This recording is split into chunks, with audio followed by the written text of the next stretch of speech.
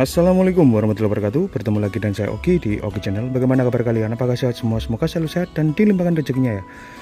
Oke guys, di kesempatan kali ini saya menyepil ya cara pembuatan ayakan dan media tanam ya. Ini sangat gembur sekali guys. Kita menggunakan tanah saja tanpa campuran apapun. Kalau kita ayak kayak gini, ini sangat super subur guys. Ini tidak usah kita campur kue ayam atau apapun. Sudah saya pastikan buat menanam sayur super subur ya. Selain kita membersihkan lingkungan, oke, kita akan sepil untuk got kemarin yang kita bersihkan. Oke, untuk selokannya terlihat bersih, dimanfaatkan untuk pembuatan media tanam. Di sini sudah saya tanami. Selain kita bisa membersihkan lingkungan, juga bisa dimanfaatkan untuk media tanam ya. Ini yang separuh ini belum kering guys, jadi kita perlu mengeringkan dulu ya. Jadi cuaca mumpung lagi panas kayak gini, sayuran juga oke guys. Untuk tanaman saya sangat banyak sekali, nanti tunggu videonya. Nanti kalau udah penuh saya akan buat berkebun ya, biar teman-teman tahu mana tanaman yang akan saya tanam. Oke, untuk media yang ini kita tunggu kering dulu, karena barusan kita ayak itu agak basah ya, jadi agak kesulitan. Untuk ayakan sendiri ini bisa menyiapkan kayu ukuran 35, bisa beli di toko bangunan. Untuk jaringnya ini juga bisa beli di toko bangunan. Kita lihat ukuran guys, nanti teman-teman bisa cari ukuran yang sekecil ini ya. Kalau untuk jenis ukurannya saya mohon maaf, saya kurang tahu, tapi nanti bilang kalau buat ayakan pasti sudah dikasih yang seperti ini ya.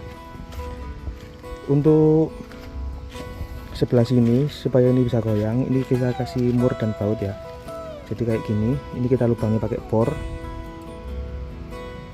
dan skrup. Kalau teman-teman pakai paku biasanya itu pecah guys untuk kainnya, kalau bisa pakai bor ya. Jadi modelnya kayak gini, teman-teman bisa mencontoh, kasih kaki 2, miring ke bawah, miring ke belakang ya. Jadi kayak gitu.